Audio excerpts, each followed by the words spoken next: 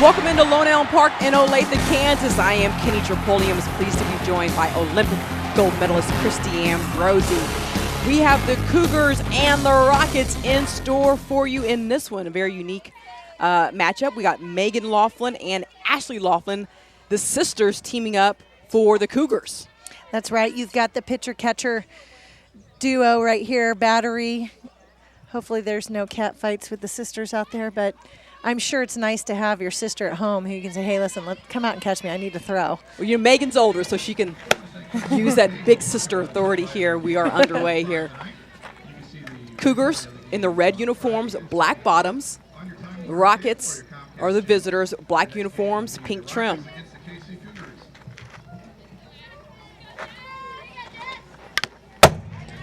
Two balls, one strike.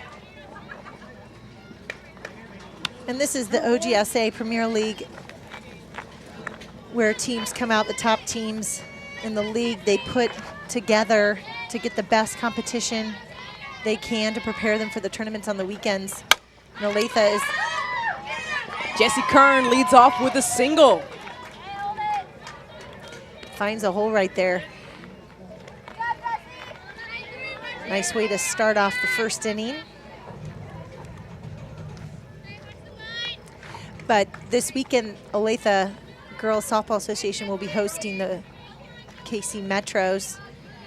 Teams are trying to qualify for nationals and regionals. And the throw down to second gets Kern in time for the first out.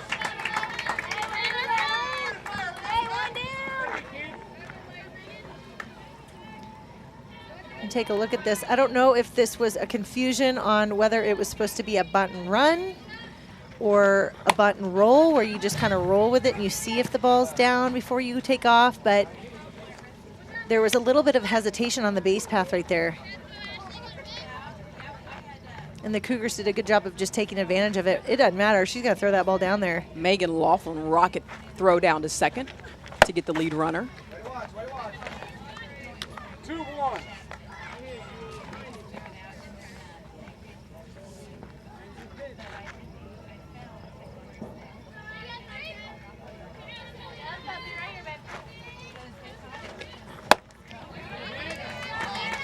First strikeout of the game, Fires Ashley Laughlin. Fires a rise ball in there. And that's such a tough pitch to hit because it looks so good. It's right there at eye level, but it's really difficult to keep your hands up above the ball to be able to hit that pitch. So it takes a lot of discipline, and especially when you're deep in the count. It's a great pitch to throw in that situation. And you really, as a pitcher, you know, every pitcher has that one pitch that they dominate with. It's, you know, Monica Abbott had her rise ball. You know, Kalani Rickett has her drop curve, and you know they're going to throw it. It's like you know it's coming, but they throw it so well, it's still hard to hit. And as a pitcher, that's what you want to do. You want to find that one pitch that you can just dominate with, even when they know it's coming. You have so much confidence in that pitch. You know what, I'm going to tell you. I'll just tell you, I'm throwing this. Good luck trying to hit it. That's the kind of confidence a pitcher needs to have in her number one pitch.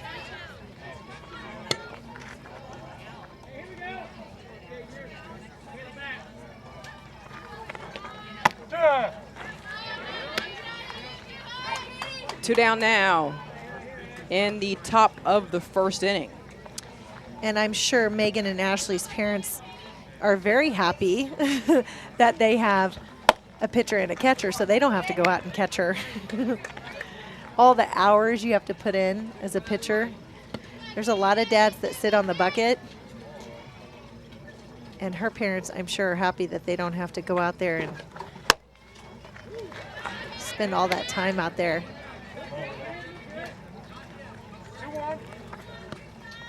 They can sit back and watch their daughters work together.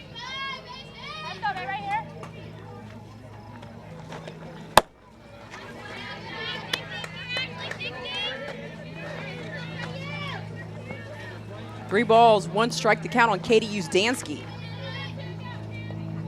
And Katie's going to pitch for the Rockets this game. She lifts one into foul territory. And the catch is made for the third out. Nothing doing here at the top of the first. We'll be back with the bottom of the first when we return here to Lone Elm Park on Time Warner Cable Metro Sports. One hit for the Rockets in the top of the first. So the bottom of the first we go. Michaela Foskett leading things off for the Cougars. And as we see a lot in softball, you can see she's slapping from the left side.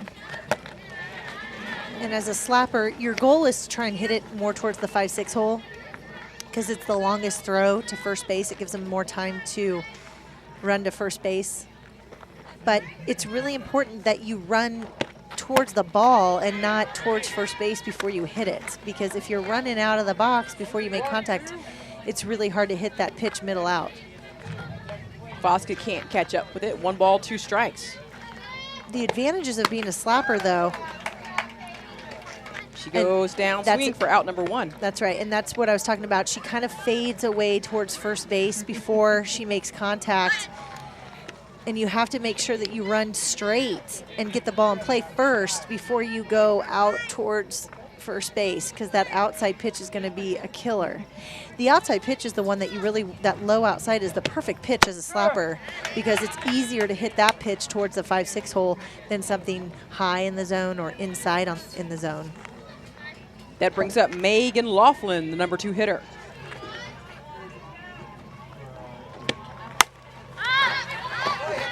Fouls 1 out of play.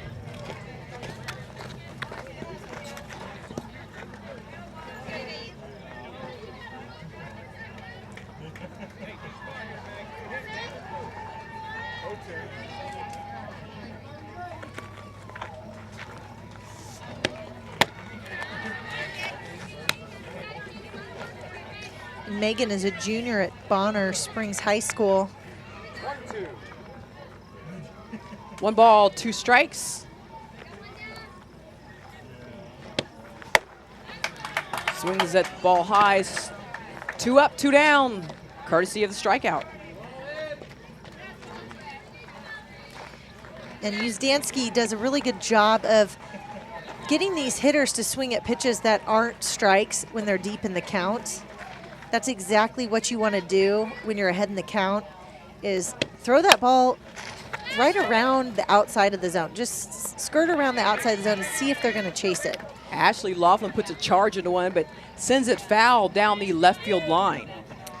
And Katie Uzdansky is a finesse pitcher. She hits her spots well. She's not going to throw it by you like Wade did last game, but she's definitely going to mess with your mind a little bit more. She's going to place the ball. She's going to mix her speeds. She's going to frustrate you. 0-2 the count on Ashley Laughlin. So the Cougars are going to have to do a good job of going in there and really sitting back waiting for their pitch and not getting too anxious, especially deep in the count. 1-2.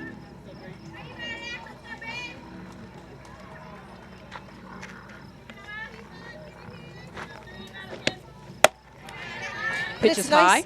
It's nice for this Rockets team to have 2 totally different types of pitchers, because it just brings, you know, for the hitters, it's hard to adjust. If you have Uzdansky and then, you know, who's hitting her spots, throwing a lot of off speed, and then you bring in Wade, who's going to power it by you.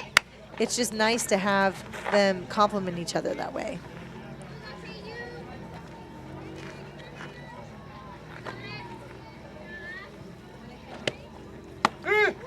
And right there, that changeup, oh, it was awesome. Called third strike for the third out.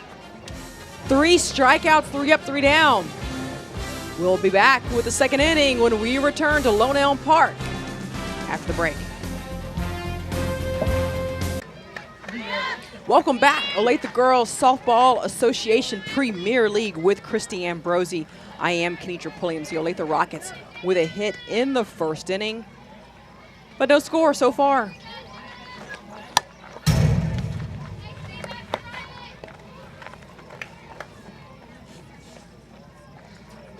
Jenna Nevius leads things off here in the top of the second. Jenna is known for her strong bat.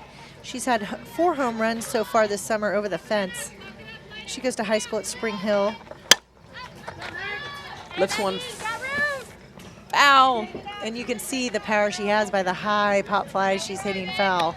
Maggie Berg can't quite make a play, runs out of real estate. 0-2.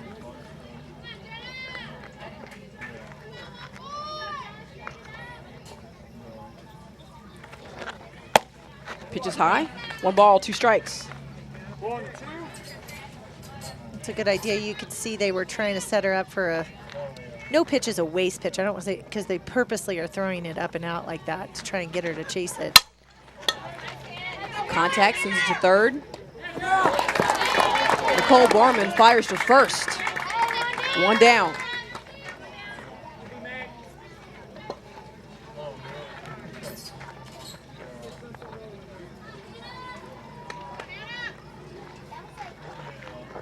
Hannah Lichty steps in.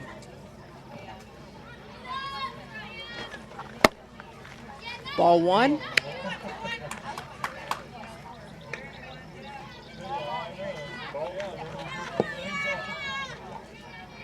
And we saw last game, Hannah has a superstition of banging the plate with her right hand holding the bat. She just bangs that bat down on the plate.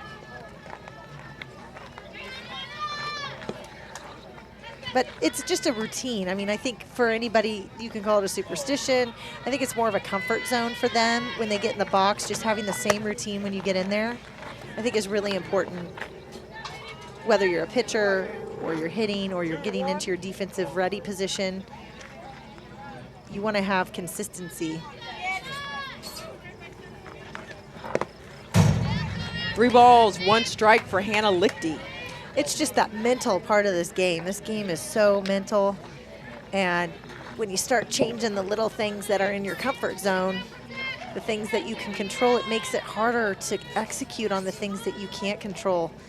So you just really want to find a routine and stick with it no matter what your batting average is. And that's one thing I see girls, they get a little nervous, they start doing things faster, they start doing more stuff or less, and it messes with them mentally. Pops one up into foul territory, hits the fence.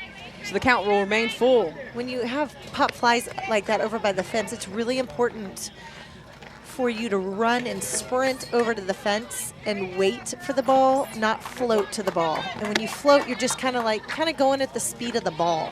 You want to be faster than the ball. You want to get there and beat it and be waiting for it. And if you can, then you have time to climb the fence and maybe get it if it's going to go over. Sends one in the same direction. And again, right there, that's a perfect example of what I was just talking about, not floating to the ball.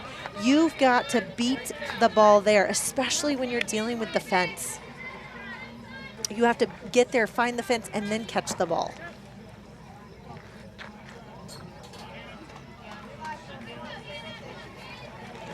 Payoff pitch. She swings, sees to third. Throw in time, 2 down.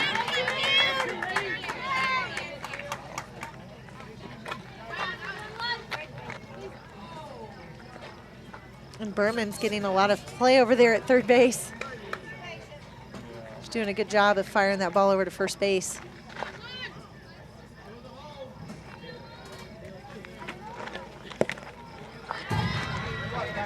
Ball 1. Kyan Wade comes in with 2 down.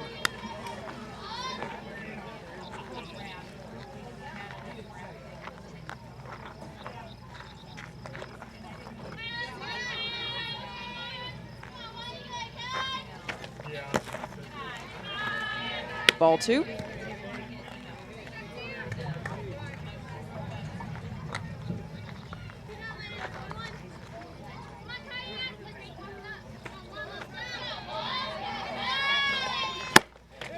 Takes the cut, comes up empty. 2 ball, 1 strike. 2-1.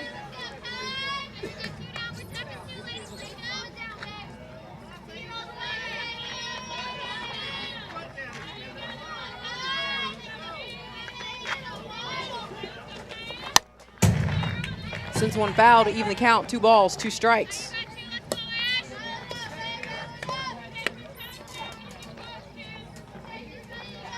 And Ashley Laughlin's doing a good job of mixing things up, only throwing in the zone when she needs to. It's a lot of confidence in her pitches. Sends it into the